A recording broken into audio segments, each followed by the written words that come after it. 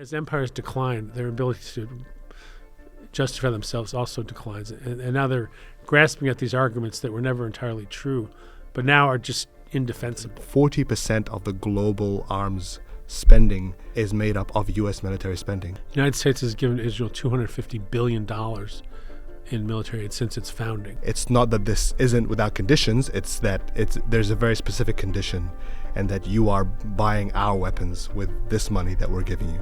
What's called aid to Israel is really aid to Lockheed Martin and Boeing, because it just touches base in Israel, comes back to those companies. How do these weapons companies benefit from situations like the ones that we're seeing today? One of them said, Saddam is first. They were going to march throughout the Middle East, overthrow all those governments. And not only are they going to be democratic, but they're going to be pro-Israel.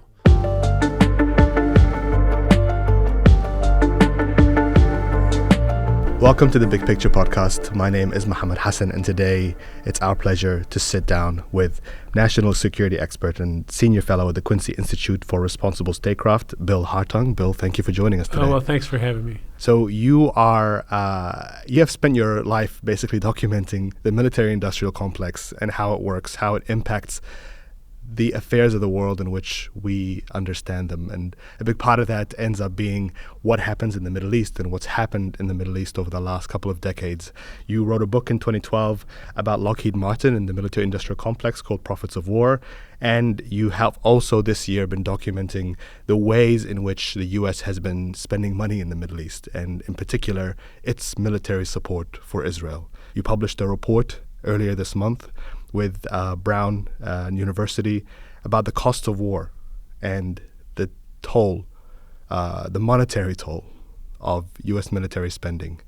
What was that report concluding? What did it say about what the U.S. has been doing over the last year? Sure. Well, to preface, the fact that I've been doing this forever, I get teased a lot. Like I'll be on a podcast like, all right, you've been doing this for 40 years. Have you changed anything?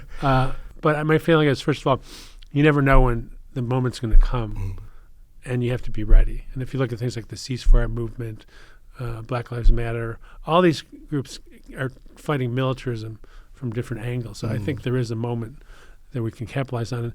And, I actually got started in the anti-apartheid movement in the 70s, documenting violations of the embargo against the South African regime, how the multinationals were propping it up. So there was like a core back then, essentially what I did as a student activist shaped my career more than my academic. And of course, we're dealing with another apartheid regime, but one that has support here. I mean, people were embarrassed to say they supported South Africa. A lot of people are all in no matter what Israel does, and that's part of the problem we have. And to your credit, the work that you and others are doing sheds light on the way this industry works, because it's not a very opaque way of doing business, and oftentimes it is enormous amounts of money, and it causes enormous amounts of destruction, and we've seen the destruction end of it, but it's the other end of it, the people that are benefiting from wars being perpetuated, and the ways in which that benefit is often justified, whether it's in terms of job creation or military spending or propping up an economy. But that side of things is what most people don't understand. So the work that you are doing is trying to understand how this end of the war that we're seeing in Gaza, for example, is working.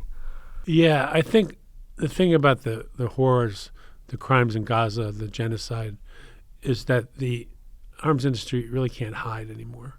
They can't say, every time the Pentagon announces a sale, they say it promotes stability in the region, a defense of an ally. They try to get around the fact of how their weapons are used. They can't do that now because Israel's arsenal, every combat aircraft is from the U.S. A lot of their industry was actually created with U.S. money. We found that since the start of the Gaza war, about $22 billion either to arm them or to bulk up to defend them, when they get retaliation for their aggression and escalation in the region. So there's really no way for somebody to get up with a straight face and say, this is for defensive purposes, unless they hold on to this thing. Well, it's, we have to get rid of Hamas. but there's such a thing in international law as proportionality. As far as we can tell, the Israelis have killed about 100 Palestinians for every one that was killed in the Hamas attacks. And if they think this kind of killing is going to stop terrorism, historically what happens is either the group, they regroup, or a more violent group follows up because, I mean, if your whole family's been killed, there's no non-violent way forward. It's easier for folks to recruit. So it's the only ones really making out of this are these companies. And some of them are a little circumspect. They don't really want to, cheer for genocide, but they're cashing the checks. And then you have a company like Palantir, which actually is cheering on the war. They held their board meeting in Israel a few months after the war started because the CEO said he wanted to embarrass other supporters of Israel to come forward and vocally support the war. And then their founder, Peter Thiel, his PR guy must be an idiot, but he had him in one of those things where he's got to answer questions from students in the UK. And so they asked him, how did he feel about the fact that their software is being used to speed up targeting against civilians in Gaza? He said, well, I don't really follow that so much. I mean, I sort of trust Israel to take care of that. I'm sure they're taking care. The only other person I've ever heard say something like that is Tony Blinken. I mean, it's just, and he actually came from West Exec Advisors, which advises weapons companies. But they do it in such a way that they say they give strategic advice. They're not lobbyists, so they don't have to report a lot of things. The more you scratch the surface, many of these people are benefiting. We did a piece on what happens to 4- and 5-star generals and admirals when they leave the government. 80% of them went into the weapons industry. 80%. Yeah, and as a general, maybe you make $200,000 with a bunch of perks, which is a lot of money. If you go to Lockheed Martin, you could make $200,000 to go to 4 meetings a year. And if you go to one of these tech companies investing in like Palantir, if you hit it big, you could make millions.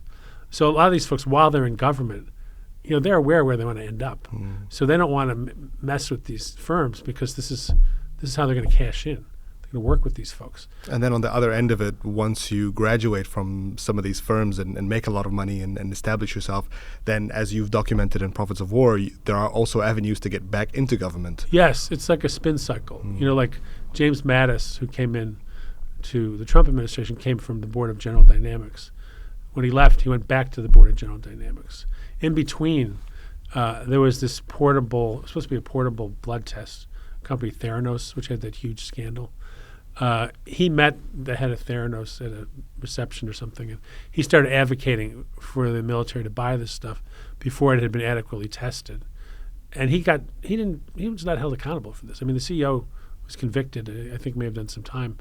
It was just business as usual. He just said, "Oh well, I thought it would help them." And the fact that he went to their board after there was a financial piece of it. Although I think a lot of them, they've kind of so rationalized it that they just feel like, well, I'm doing the right thing, and the fact that I'm making money is secondary. I'm not inside their minds, but it doesn't really make sense to me. And occasionally you will get these true believers, like some of the neocons who pushed the Iraq War were not directly cashing in. Sometimes they're almost more dangerous because you can't make a deal with them. They're kind of messianic. And the Silicon Valley folks are kind of a combination. They're cashing in, but they also think they're saviors of humanity. We're supposed to pat them on the back while we're letting them get rich, And I've heard you talk about what's happening in Silicon Valley now, and this graduation of the arms industry from the traditional weapons manufacturers like Lockheed Martin and Raytheon into these newer companies that are emerging and these new technologies. There was a report that said that the Pentagon has just signed a deal with OpenAI, for example, to try and use ChatGPT and some of their language models in the way they do things. But we also have been seeing, and it's been well documented, the AI weapon systems that Israel has been testing out in Gaza. So is there a change? Are we witnessing a change in how the arms industry operates? I think there's going to be a battle. There's a company called Anduril, which is run by this 32-year-old gamer named Palmer Luckey, who's the most eccentric person I've ever seen. Certainly not somebody who should be running your foreign policy. But he bulked up, so he hired like a strategist. This guy who used to work for John McCain, who wrote a book called Kill Chain. And the basic thrust of the book is in modern warfare, all that counts is if you can identify the target and hit it more quickly than your adversary, you're going to win wars. At the same time, they're saying, we would never use robotic weapons that take people out of the loop. But if your only goal is to be quickest, you have to take people out of the loop, by definition. So this guy, Lucky calls him his chief strategy officer. He's really kind of the propagandist. And but anyway, so they actually wrote a manifesto called Arsenal of Democracy 2.0. And some of it's pretty interesting. It's basically a relatively fair critique of the big companies, the cost overruns, the lobbying, and so forth. And they basically said, well, they had their time. There was a time when they helped defend us that they were useful, but that time has passed. Let's send them out to pasture because we're quicker, we know software, we're more visionary, and they're just getting in the way. But then step 2 is, well, government's getting in the way also. We know how to do this stuff. It's kind of like a Ayn Rand kind of philosophy, except like it's more dangerous because they're kind of egging on a new arms race. They say these things about China, how we're going to bury them with our technology. If you were at the head of Lockheed Martin, you'd say, well, we need deterrence, blah, blah, blah. These folks are all in. They say things like, our technology will restore U.S. dominance, which really, if you look objectively at U.S. record in wars, you have to really question whether it's dominance. It's destruction, but it's not. They haven't, quote unquote, won these wars in the sense of getting the objective they wanted, and they've caused huge suffering not only in the target countries, but veterans here, trillions of dollars spent. It's kind of amazing that there's still an argument being made that peace through strength, military first, because there's no evidence. De-escalation through escalation. Yeah, there's no evidence that has worked. In fact, I did Jon Stewart's podcast, and he had in a prior thing had interviewed David Petraeus, and he said, well, what's a war that worked? And he said, give me an example. He says, well, certainly World War II. Like that was, he had to dig all the way back there to find. But I think what the tech folks are saying is, yeah, it's been a problem, but our technology is going to change that. Of course, they said that about Star Wars and electronic battlefield in Vietnam and precise targeting in Iraq, and either the stuff didn't work or it wasn't relevant to the conflicts. They were bombing places that were taking out their soldiers with improvised explosive devices. They didn't know the terrain that they were fighting on. They didn't know the politics of the countries. There's actually a good documentary called What I Want to Tell You. That's basically saying, I'm not sure why they sent me there. Mission wasn't achievable. They lied to me. And some of them also said, I was forced to do unspeakable things that I still carry with me. And there's hundreds of thousands of vets who either have PTSD or traumatic brain injuries. So even this whole thing about, caring for the troops doesn't play out in practice. And actually half the Pentagon budget goes to the contractors, not the troops. So this whole structure of building your foreign policy around arming so-called allies, using force, just doesn't work. There's a new flavor on the block, the Defense Innovation Unit, which is supposed to feed this whole Silicon Valley phenomenon. And there's a book by two of the guys who used to run it. And literally, within 3 pages, they say, well, countries are going to take advantage because they realize that the one thing that is, holding up the entire international order is the ability of the United States to unequivocally win wars. First of all, that's not the right goal. Second of all, it hasn't been happening. So it's like on the one hand they know technology, on the other hand their worldview is kind of a fantasy that can't be really backed up with evidence. But in the society we live in, people love technology. There's people who still think Elon Musk is like this wonderful person. I was talking to somebody about him being anti-Semitic. They said, really? I didn't know that. All they know is, he did the space thing and he did the cars, and sort of like as if Donald Trump knew how to make stuff. Yeah. So, I think there's a whole ideological kind of thing you have to get through before you get people to look at reality. When this paper we did about the costs got huge play in all over the world because there was an Associated Press article. There was a companion piece about humanitarian impacts where they looked at not just direct deaths, but starvation, disease. People are still buried under the rubble. They haven't been found. All those things are going to keep happening even after they stop the bombing. So, I mean, to see that and then say, oh, yes, we're going to rein in Netanyahu or working for a ceasefire, and then to still be supplying not only the weapons, but the political support and coming in militarily behind them when they do something reckless. It's just, I can't, it's sort of like, like as empires decline, their ability to justify themselves also declines. And now they're grasping at these arguments that were never entirely true, but now are just indefensible.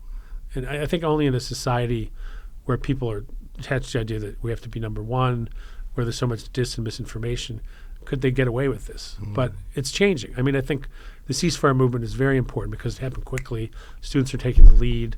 Of course, the other side's trying to, delegitimize them. But, if some student makes a stupid remark, is that more important than stopping genocide? No. So I just think we're at a moment where there's the beginnings of what could be a strong movement, but the other side is so recalcitrant that it's coming at a huge price. This is the contradiction about what the ways in which people talk about U.S. military dominance in the world. Because on one hand, as you said, somebody like General Petraeus can say that, the last great war that the U.S. has won was World War II. And more recently, there has been a spate of military embarrassments, humiliations. Afghanistan is the shining example of the Biden administration of a military failure, a strategic failure.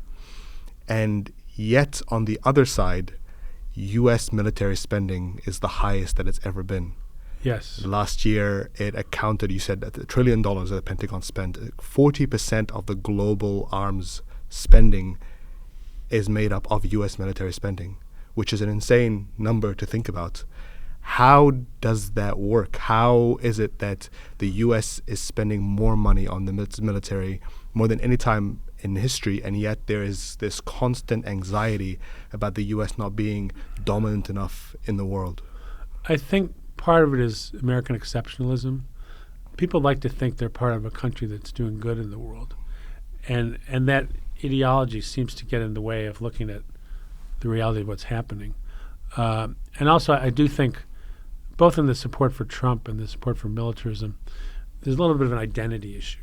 A couple of years ago, they pointed out that the white working class in the United States actually had a declining living, like which they would live because of losing factory jobs, opioid crisis, suicide. They call them deaths of desperation, suicide and drug addiction. So the whole American dream was you're going to do well and your kids are going to do better. Now they're declining. The world is changing. They're not dominant. And but rather than saying, how do we fix this, which is a long-term problem, they're being offered scapegoats. And a lot of that stuff already existed in their minds. But, Trump has basically said, shout it from the rooftops. It's all good. And the people that are really getting serious, like arming up and all, law enforcement is not really doing enough. In fact, some of these, one of the shooters in Wisconsin, the kid was chatting with the cops before he opened fire. So it's a little bit, I almost feel like, the United States power structure isn't really good at doing anything else. Like one of the reasons to dominate NATO is because you can leverage them in other things. If it was only economic, the U.S. doesn't have the same kind of power. Or to compete with China, which is going in heavy on infrastructure. And there's all kinds of problems with how they do it, but they're playing a different game. Even the countries where the U.S., like Guam, they're doing a huge buildup. Guam's biggest trading partner is China. Or when China brokered the normalization between Iran and Saudi Arabia, it was built around their power of trade, not because they had bases there. So I feel like, even if you were kind of a rational imperialist trying to save or restore the empire, they're going about it the wrong way. They're doubling down on things that haven't worked, if they ever did, for decades. But to do it differently, I mean, you'd have to acknowledge that the United States has done great damage in the world. I think some people think, well, yeah, we're spending a lot, but either it's an insurance policy or they think we're like social workers, like we're helping people when we send the troops. They're keeping the world secure. And I think also even the people who have been engaged in it don't necessarily want to reflect on it. It's more comforting to have a story that's positive, or even maybe to say, yeah, we've made some mistakes. But if it happens over and over and over, is that really a mistake, or is that built into the system? But the flip side is, even if one of the parties wanted to change that and create good jobs for these folks and a more diplomatic strategy, and you couldn't do it within an election cycle. So people would have to have some faith that we can change all this. And you would need leaders, not just one, but many who are trying to make that case. And so it's just a hard thing to turn around. But I mean, it has to. I mean, we're at like an emergency now. If even now, if the U.S. turned around, stopped arming Israel, tried to end the killing, every time a U.S. diplomat goes around the world, talks about rules-based order, human rights, why would anybody take them seriously unless they're benefiting in some other way? And in fact, apparently, the State Department is trying to look at countries that have, Soviet or Russian weapons and swap them out, almost like the phone company, like buy our stuff.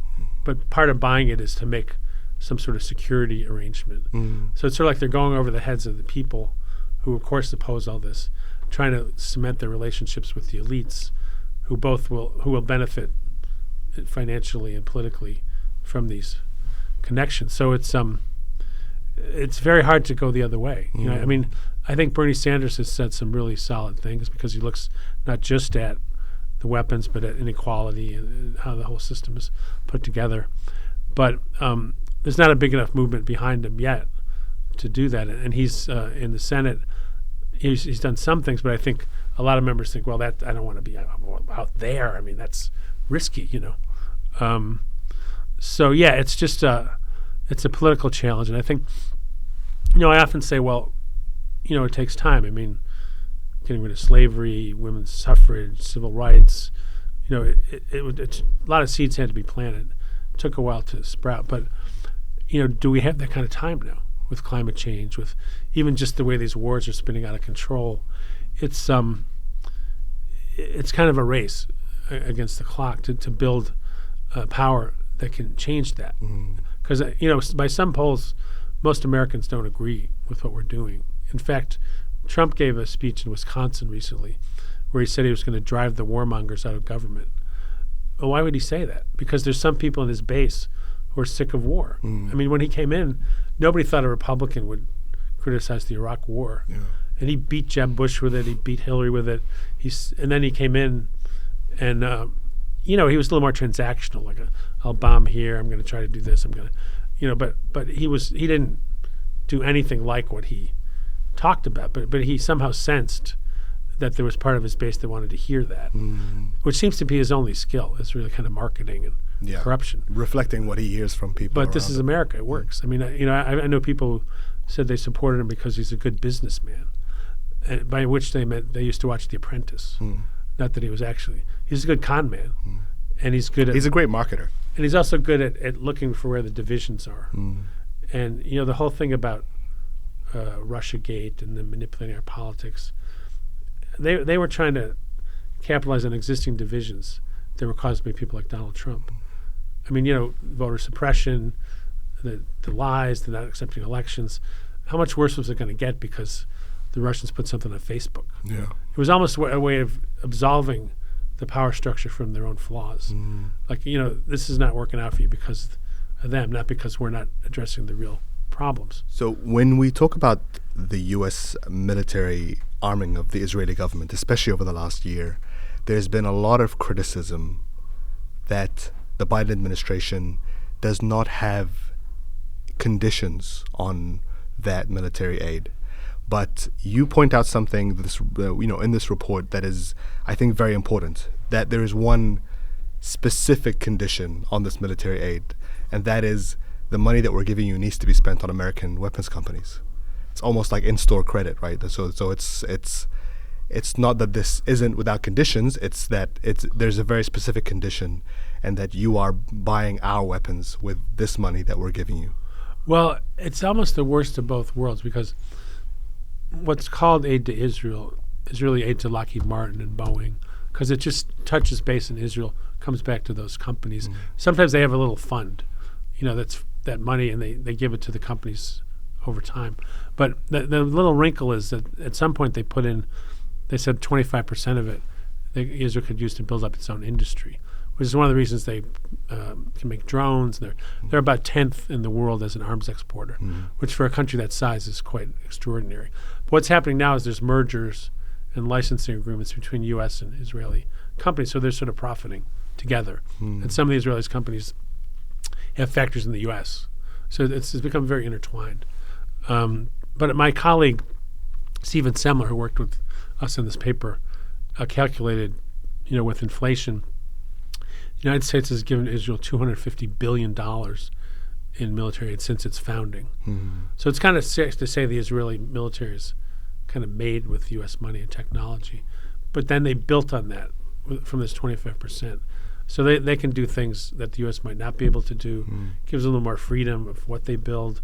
So it's basically, they have it both ways. They've got the money. Some of it comes back to the U.S., some of it they use. And then the theory is, well, since they're so dependent on the U.S., we have leverage over them. And the experience with Netanyahu is the perfect example of how that does not work. It's not clear they're trying to use the leverage, but it's not clear that Netanyahu would listen to them anyway. And not only is he doing that, but he's dragging the U.S. further in. I don't think the Biden people are sitting around saying, oh, let's attack Iran. But if Israel makes a big enough problem, they're going to do that. In fact, they've already talked about perhaps they refueled the planes for the Israelis for the strikes that they've done already. So it's still that kind of enabling role. And it certainly benefits U.S. companies, but it's also benefiting now Israeli companies. And there's a lot of Israeli either private military contractors training foreign militaries. There's an exchange program where Israeli police training U.S. police. So even the individuals are, they're like flipping those skills into ways to make money. So. And this was a story that I think back in 2020 and earlier when the Black Lives Matter protests were happening in Ferguson, there were reports about how some of the police officers there were trained by Israeli intelligence officers. Yes, and also, and this hasn't gotten as much attention as I wish it had, apparently there's a network of influentials who have had phone calls about how to go after the ceasefire movement, and that Israeli officials, experts, intelligence have been part of that, advising how to put down the ceasefire movement. And then, well, I live near Columbia University, so which we call Fortress Columbia now because you can't get in there without a student ID. Yeah. But at a certain point, police cleared out the students. And the first time, the chief who did it said, I don't know why we're doing this. It's just a peaceful demonstration. But then there's the squeaky clean mayor of New York, Eric Adams, who was they have this political roast in New York every year called the Al Smith Dinner. And Jim Gaffigan, the comedy, was the guy who says, Eric Adams, brought to you by Turkish Airlines. And people kind of groaned. They thought it was a little too far. But anyway, Adams apparently, according to the Washington Post, has these regular phone calls with these 6 billionaires. And so one of them on the call said, you got to get those kids out of there. You got to go in hard, which is what they did.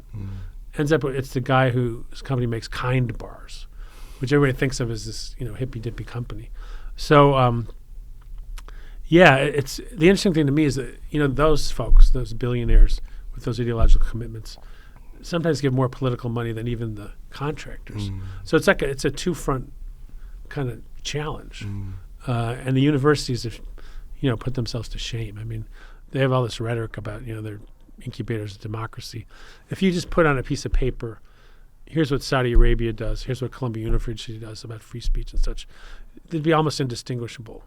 Like Biden says, democracy versus autocracy. Well, he should be pressuring those universities to restore free speech.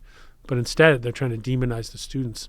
And in fact, at Columbia, Mike Johnson, the right-wing Speaker of the House, did a publicity stunt. He said, I'm going to go speak to the Jewish students at Columbia, to which I said, which ones? JVP, the ones pushing the ceasefire, or the ones that say they're uncomfortable because people are criticizing Israel. Of course, it was the other group. But nobody pointed out that Mike Johnson is one of the most raving anti-Semites in America. He supports the replacement theory that, the U.S. is bringing in immigrants so they'll, outvote them, which was the same theory that the guy who killed the people at the Pittsburgh synagogue, people at Charlottesville, the anti-Semitic kind of network loves this guy. But there's this contradiction where the, right-wing evangelicals, they support Israel, but they don't support Jewish people. It's this weird bifurcated thing. Some of them, it's this bizarre thing that, at the end times, well, we'll get rid of those folks and they'll go to heaven, which it seems too absurd. But apparently there's a significant number of people in the Republican Party who believe in the rapture and they're really often in fantasy land, We had a guest on our show, Simone Zimmerman, who's a Jewish American activist, and she made a good point that when people talk about Zionism, people never mention the fact that the majority of Zionists in the world are not Jewish; they're Christian. Yeah. And that Christian Zionism is the force that is responsible in large part to the policies that the United States has towards Israel and its continued support for military operations. And it's an important base in general for the Republican Party. In the 60s, after Barry Goldwater was decimated against Lyndon Johnson, some of the groups on the right explicitly reached out to conservative religious organizations. And, there's that contradiction. Trump is not exactly a model of behavior, but they're willing to go with him because he's anti-abortion. He's got certain foreign policy views they agree with. So it's there's been some efforts to try to change that. The Poor People's Campaign, which is modeled on what Dr. King tried to do back in the 60s. Reverend William Barber and Reverend Lucifer Harris are the coaches. So it's got a religious content. They used to have sort of 4 planks: fight racism, fight militarism, fight inequality. They added environmental restoration, and now they're working on pushing back against Christian nationalists who use religion to support this sort of thing. But it's one of the other things, friends of mine are like, how could it even be close? I mean, they saw this guy for 4 years, this is an important part of his base, and they seem to be sticking with him, You mentioned the protests in Colombia and the intensity that we have seen in this protest movement across campuses, and they are often labeled pro-Palestinian protests or ceasefire protests when really they're anti-war protests. And this is an anti-war movement that really has been birthed over the last year. And it's fascinating because when you say that the United States has spent as much money on its military now as they did during the height of the war in Iraq,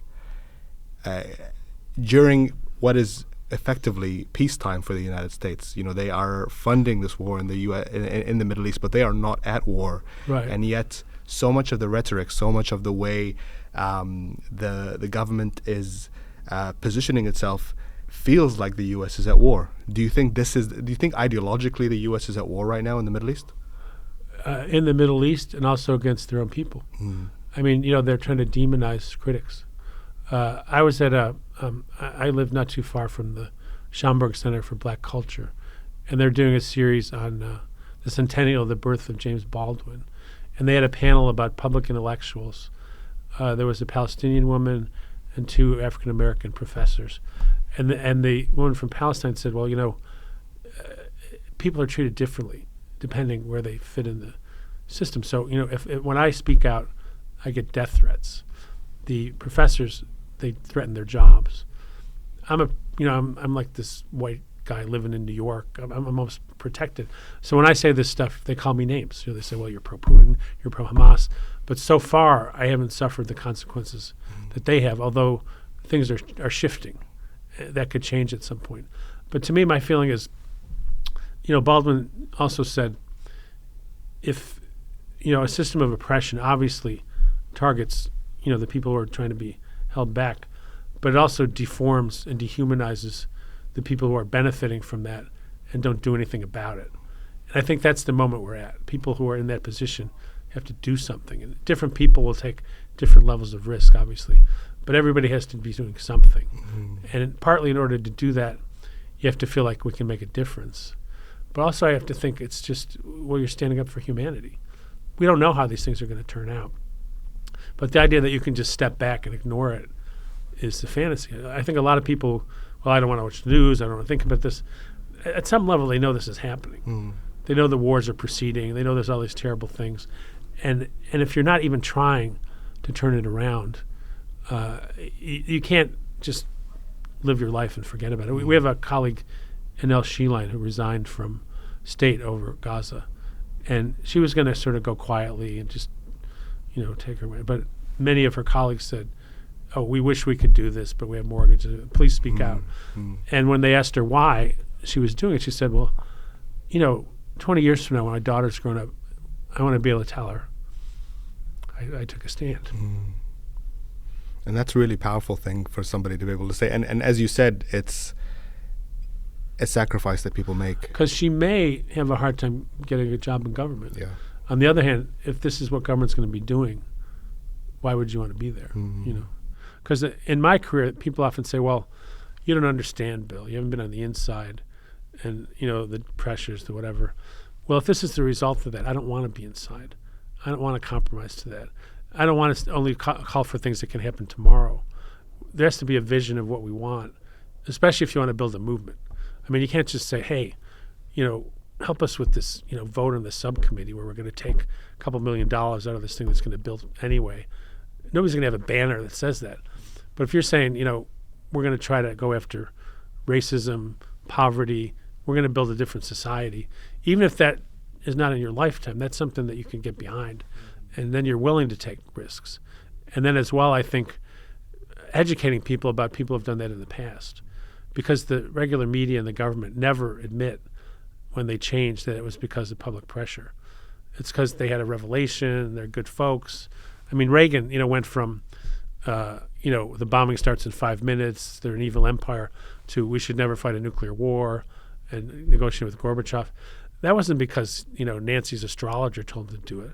It's because there was a movement, the European disarmament movement, nuclear freeze, 1 million people in Central Park. At some point, one of his folks wrote him a memo, before the 84 election saying, this peace movement thing is getting serious. It's not just the traditional folks, it's the mainstream churches, it's elected officials. You have to do something to address that. So he took 2 prongs. One was Star Wars. Don't worry about it. Technology will protect you. But the other was some of his people said, it wouldn't be bad to have some rules of the road about nuclear weapons. They might still pursue some of the other goals, but just, there's a reason not to want to blow up humanity, even if you're a hawk, So Reagan was turned around in a fairly short time, but it was because of organizing. But if you read about it, it's all the legend of Reagan ending the Cold War, riding in on his horse. And of course, in the American context, individual heroes that's how they tell the stories. Like even these, action thrillers like, it's about to be World War III and one guy defuses the bomb and we're safe. Well, not necessarily, since there's thousands of them. I mean, it would be a societal undertaking, but they don't seem to want to or know how to write those kind of stories, There was a moment earlier this year where polls showed that the vast majority of Americans wanted the war in Gaza to end and wanted the Biden administration to push for a ceasefire. I think it was something like 80% of Americans disapproved of the way the U.S. was handling the war, and 60% wanted an immediate ceasefire.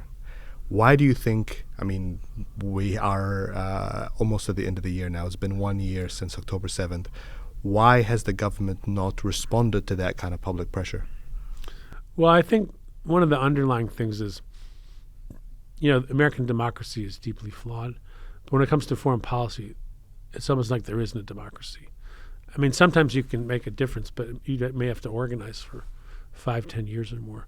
So I think, the Biden administration, part of it was Biden himself.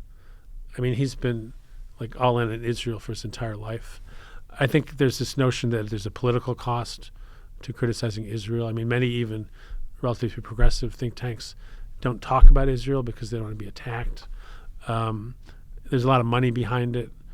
And maybe still some people who sort of believe that Israel is the only sanctuary for Jews. It's the logical thing that had to be done after the Holocaust, and that therefore, they'll give the Israeli government a lot more leeway than they would some other government. But that has to end. I mean, especially now. I mean, there's no justification for what's happening now. And what happened historically, this is not going to reverse that. This is going to make it worse. It could even get us all killed altogether if these wars keep escalating. So that kind of it's almost like a hangover from the Cold War and from a certain vision which was flawed in the first place, but which now, if you took a cold, hard look, has no foundation.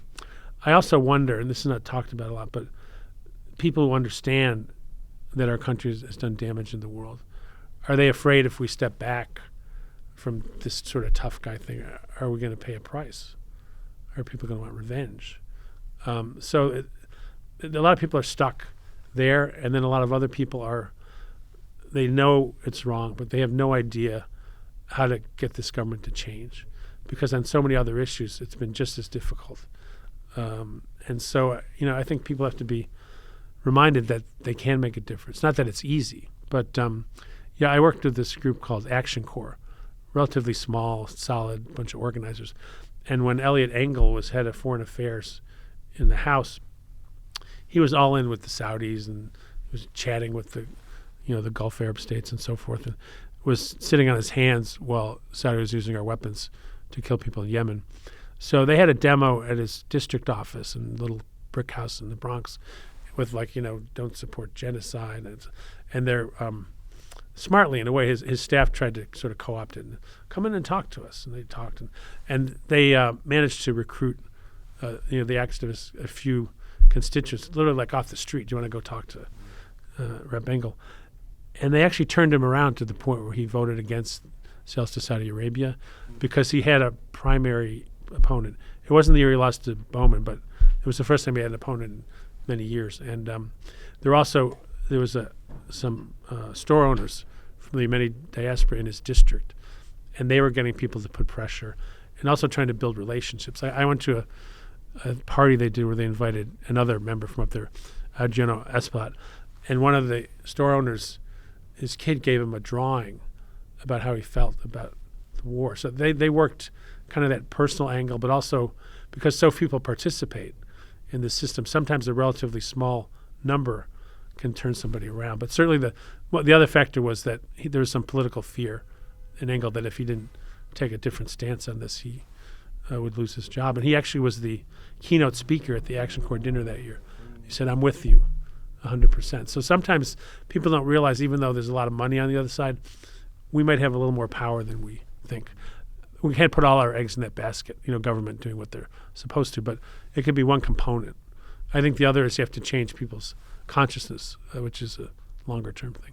Help us understand how the money side of things, the military side of things, and it's one of the things that's really chilling to see, because you watch the stock prices of some of these companies, Lockheed Martin in particular, over the course of the last year. And the day that Iran sent a missile strike to Israel just a month ago, stock shot up by 2.5%. And across the board, the stock prices for military weapons companies are the highest. They're an all-time high in the midst of this time when people are terrified of the possibility of an all-out war in the region.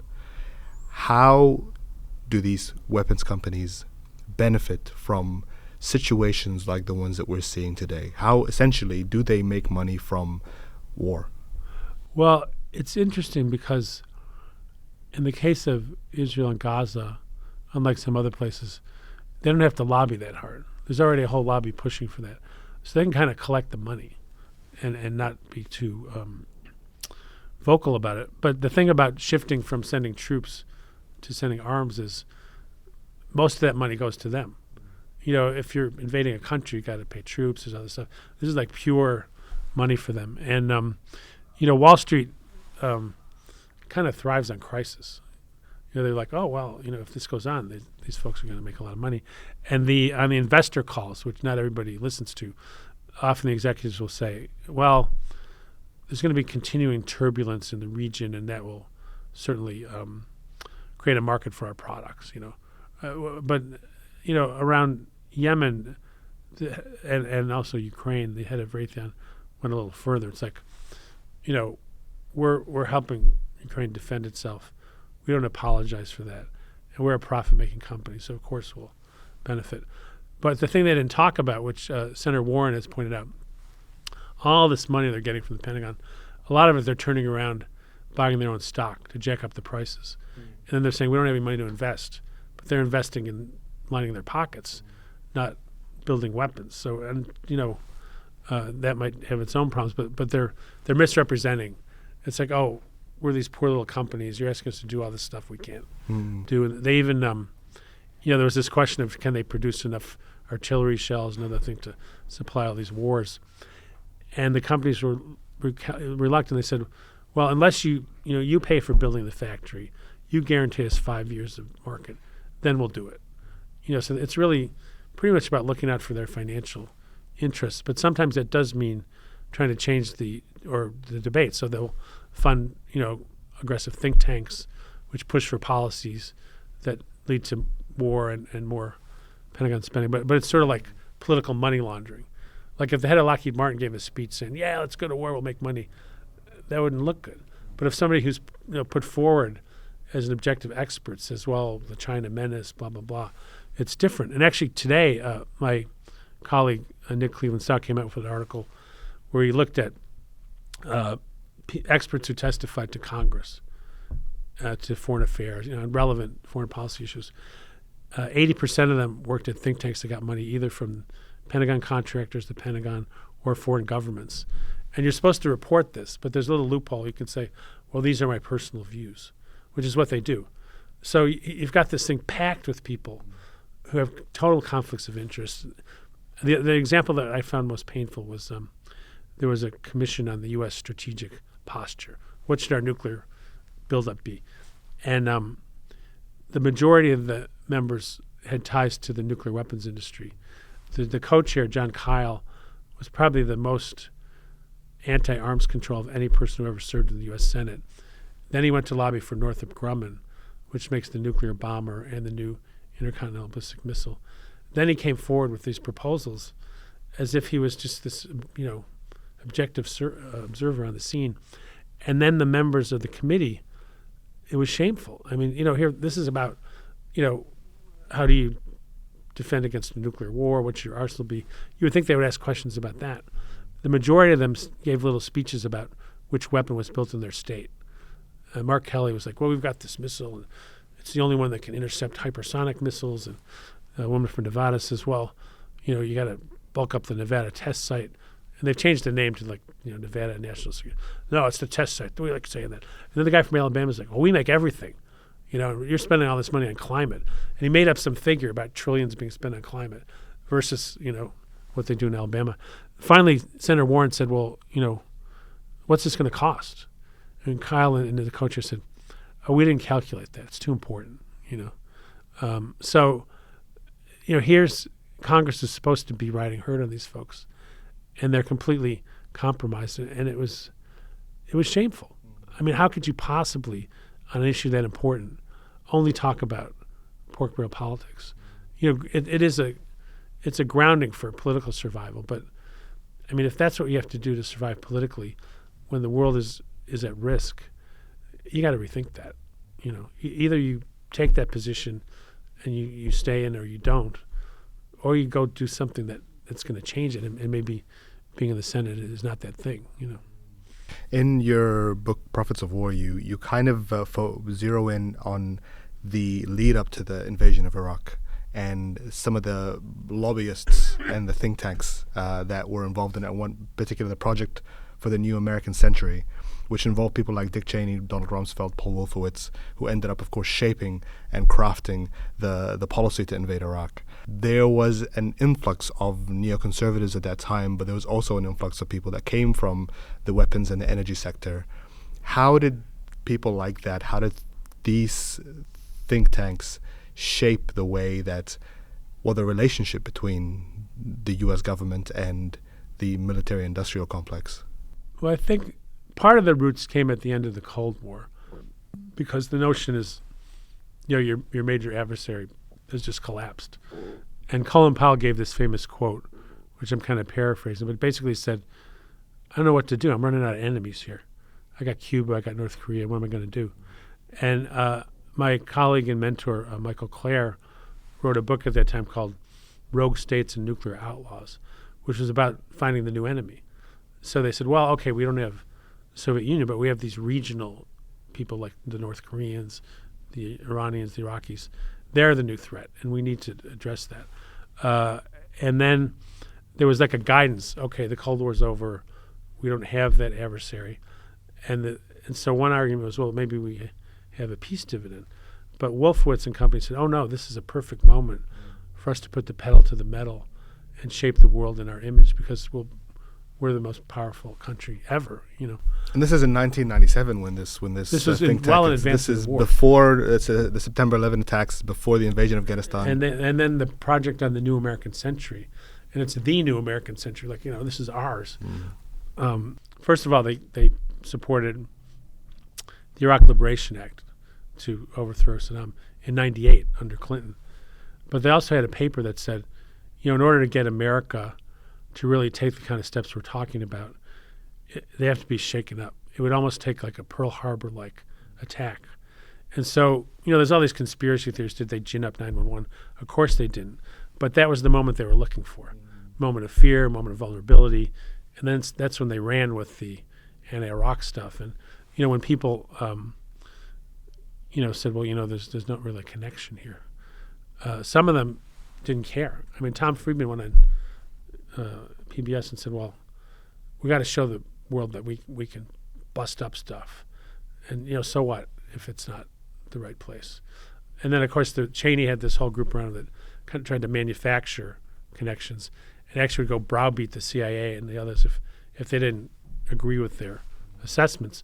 So I think you had the neocons, who I think some of them really believed that you could create pro-American democracies through the barrel of a gun.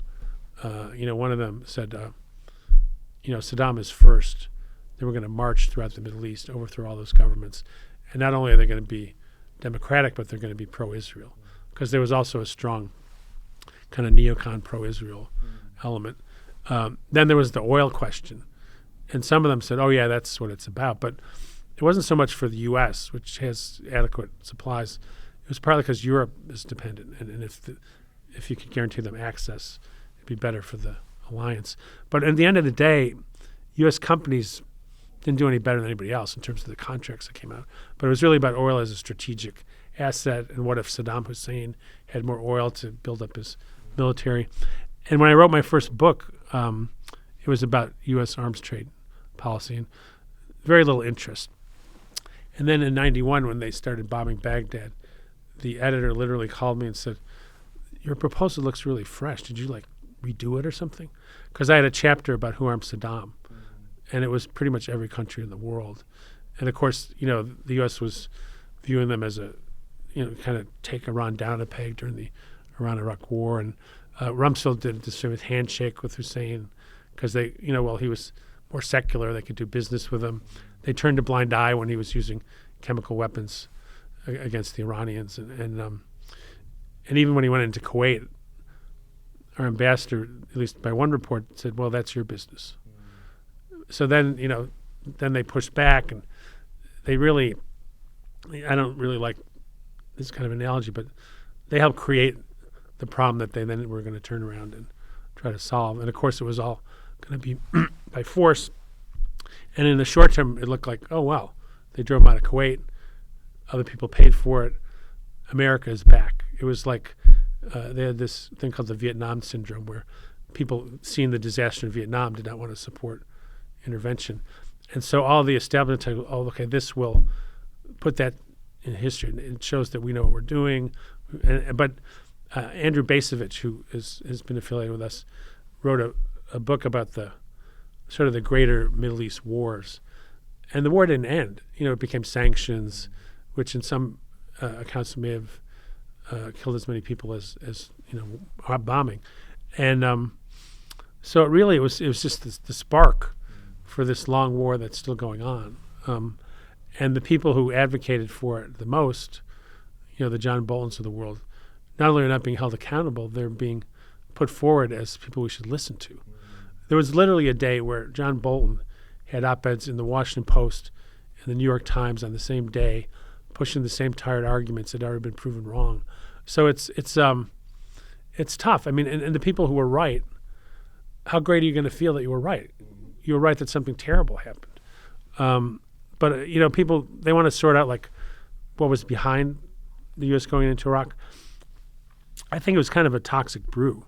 There was ideology, there was economics, there was these people who were the pragmatists. I mean, Rumsfeld thought it was going to be a quick war, and they argued about how many troops to send, and he wanted to get in and out.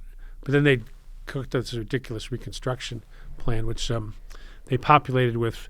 They didn't want anybody who knew anything about the Arab world because they thought they'd be soft. No, I mean, they succeeded. So they put in like they were supposed to transition the Iraqi currency, and they put in some 25-year-old kid who had helped Bush win the election in Florida. So it was really, it was one of the most incompetent and damaging wars that the U.S. had ever engaged in.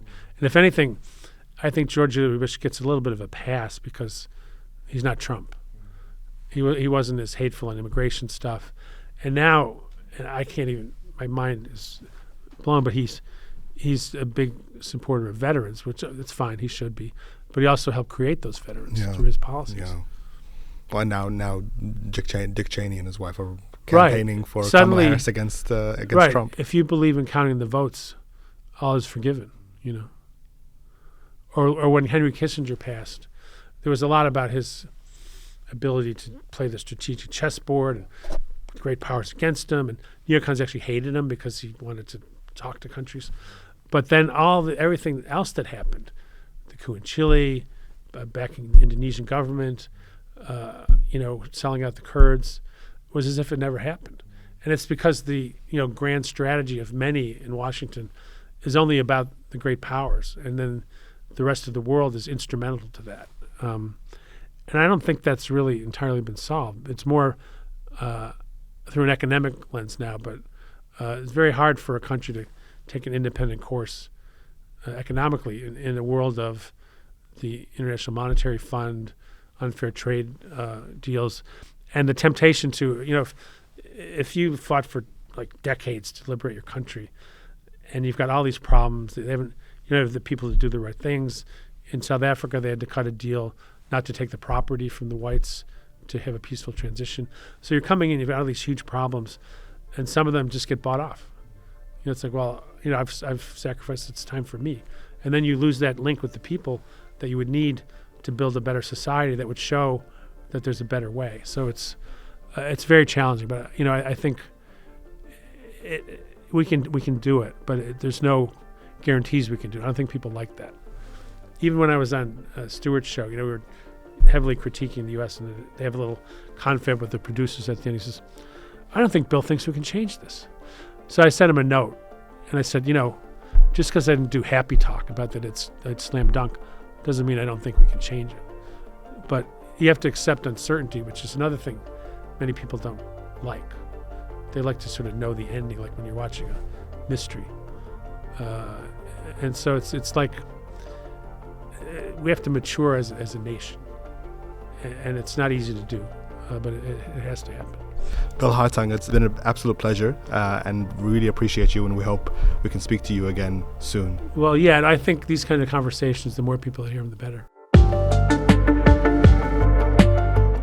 Thank you for listening to this episode of The Big Picture, and a big thank you to Bill Hartung for being our guest today. You can check out more of his work at the Quincy Institute and a couple of his more recent pieces on foreign policy, which I would highly recommend as well. As always, we want to hear what you have to say, so please leave your thoughts in the comments below. And all of our episodes are available online in audio format wherever you get your podcasts from.